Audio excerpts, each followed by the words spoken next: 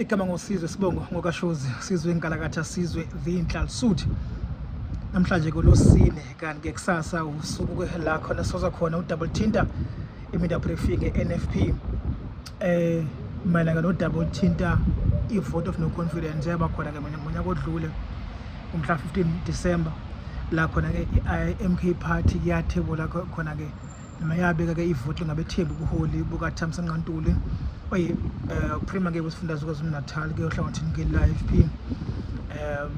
kanti ke sikhumbula ukuthi IFP uyagxeka kakhulu lokho kwenziwe MK party kanye ke ne-NFP kanye ne-EFF. So kusasa ke bazobamba isithanga sabezindaba ngenhloso ukuthi bachaze kusuka lapho ukuthi ikuphi abakuhlelayo, but also okuphambili udouble tinta uMbalishinga uchairperson ne-NFP ukuthi lumiphi udaba lakhe sinisazi ukuthi ubebekele kumnqamla juku ukuthi ke ukuthi shaya usula namhlanje ngo9 fuze ebesesulile esikhundleni sakhe lapha njengelunga le-NFP. But ke nayo ke le media briefing sicacisa kabanzi ukuthi yini ozokwenzeka ngoba siyazi ukuthi as much as i-NFP noma i-MK party izokwazi ukuthi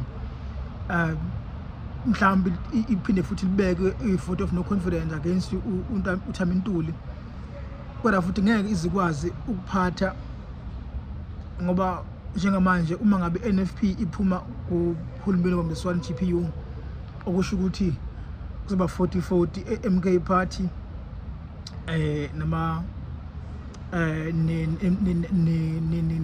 ne-EFF benza u39 members plus NFP na one seat benza 40-40 kake ne-IFP ANC DA.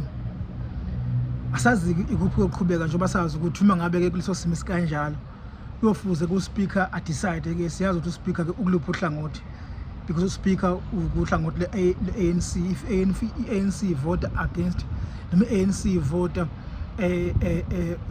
ne-IFP ne-DA okusho ukuthi ke u-speaker uyowela ke ohlangothini le-ANC DA ne-IFP kube kusho ukuthi futhi nalapho sebeba ke na 41 seat okusho ukuthi ke uma ke kuhlala futhi ivote longabethembu ubuholi bukaNtuli sekufela sigaba la khona kuyavota kubo 40-40 kuphucela ukuthi speaker avote.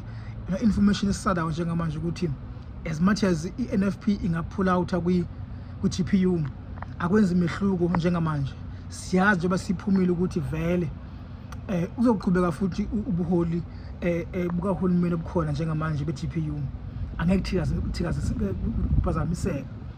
But i-briefing yakusasa ye-NFP kufanele icacise ngodouble tinta uMbalishinga njengoba sazi ukuthi unqabe ukuthunywa noma ukujutshwa yiqembu njengoba ke iqembu lifisa ongakwenza lokho kufiswa yiqembu ngesikhathi futhi avote against noma avote in favor of emotion ethebulwe MK party mhla 15. So wanqaba ke ukufuna kweqembu okusho ukuthi ke manje iqembu safanele decide ngazo balimnika unqamla juku kana no clock namhlanje kuseni ukuthi ke limenza njani.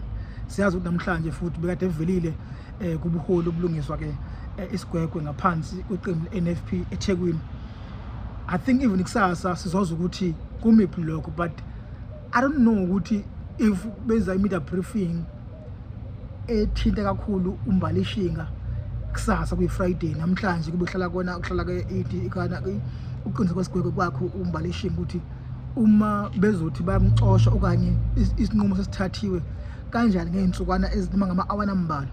I believe ukuthi indaba kaMbalishinga angeke ithintwe usulula kusasa okuthinta i-NFP. Mhlawumbe bangaveza ukuthi yes kuyaqhubeka uxoxisana naye, kodwa angikholwa ukuthi bazothi bamxoshile ngoba angeke badecide ngesinqumo sakhe noma ngefusha yakhe kusasa bese kukhona futhi kusasa baphinde futhi baveze ukuthi sebemxoshile. So I think bazomancane ngendaba ukuthi bamxoshe or ba-announce ukuthi bayamxosha osukwini la kusasa. Mhlawumbe ama-plans ukuchaza kabanzi ngokwenzeka mhla 15 and also ukuthi since bafaka ukuthi bamkhipha kwi-legislature wanqaba uspeaker kwaZulu-Natal noNtobeko Boys ukuthi bamkhiphe. So mhlawumbe bachazela ngalokho ukuthi kanjani ngoba ngeke bamqondise namhlanje kusasa bese bethi ba-announce ukuthi bamxosha because kube kungenzi kakhulu isense ukuthi ngeke umuntu nimqolise 10 hours ago bese nibe nesinqumo esiphelele ngakusasa. Mhlawumbe ukuchaza kabanzi ngomhla 15 and also ukuthi what are the steps abazowathatha oDabeni Thintwa uMbaleshinga since bazama bamkhiphe ku-legislature wanqabo u-speaker, and also ukuthi nabo bethe bazothebula eyabo i-vote of no confidence against uNtuli. So mhlawumbe lakho bazokuveza lokuthi bamiphi ngalowo vote of no confidence. So let's wait and eksasa sibone ukuthi bathina be-NFP, but sobe sikhona sin-update, you will see ama video sobe siwaphaka la ku-YouTube.